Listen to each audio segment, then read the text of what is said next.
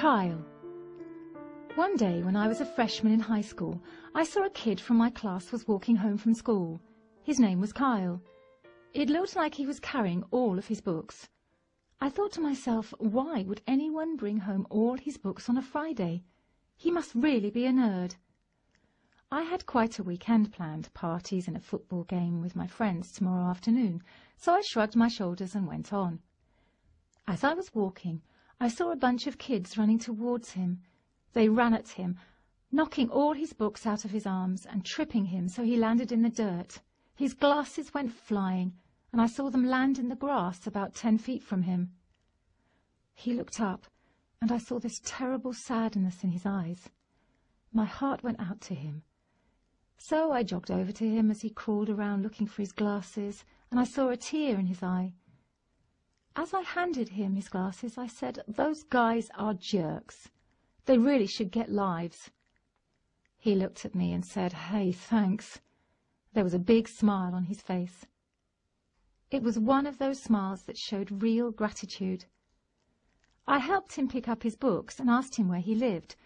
As it turned out, he lived near me, so I asked him why I had never seen him before. He said he had gone to private school before now.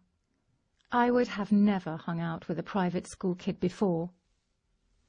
We talked all the way home, and I carried some of his books. He turned out to be a pretty cool kid. I asked him if he wanted to play a little football with my friends. He said yes. We hung out all weekend, and the more I got to know Kyle, the more I liked him, and my friends thought the same of him. Monday morning came, and there was Kyle with a huge stack of books again. I stopped him and said, "Boy, you are going to really build some serious muscles with this pile of books every day." He just laughed and handed me half the books. Over the next 4 years, Kyle and I became best friends. When we were seniors, we began to think about college. Kyle decided on Georgetown, and I was going to Duke. I knew that we would always be friends, that the miles would never be a problem. He was going to be a doctor, and I was going for business on a football scholarship. Kyle was valedictorian of our class. I teased him all the time about being a nerd. He had to prepare a speech for graduation. I was so glad it wasn't me having to get up there and speak. Graduation day, I saw Kyle. He looked great.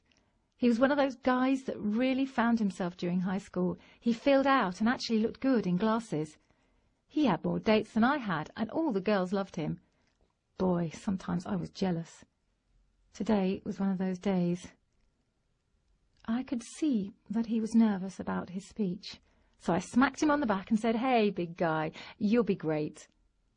He looked at me with one of those looks, the really grateful one, and smiled. "Thanks," he said. As he started his speech, he cleared his throat and began. "Graduation is a time to thank those who helped you make it through those tough years. Your parents, your teachers, your siblings, maybe a coach, but mostly your friends. I'm here to tell all of you that being a friend to someone is the best gift you can give them. I'm going to tell you a story." I just looked at my friend with disbelief as he told the first day we met. He had planned to kill himself over the weekend. He talked of how he had cleaned out his locker so his mom wouldn't have to do it later, and was carrying his stuff home. He looked hard at me and gave me a little smile. "Thankfully, I was saved. My friend saved me from doing the unspeakable." I heard the gasp go through the crowd as this handsome, popular boy told us all about his weakest moment. I saw his mom and dad looking at me and smiling that same grateful smile. Not until that moment did I realize its depth.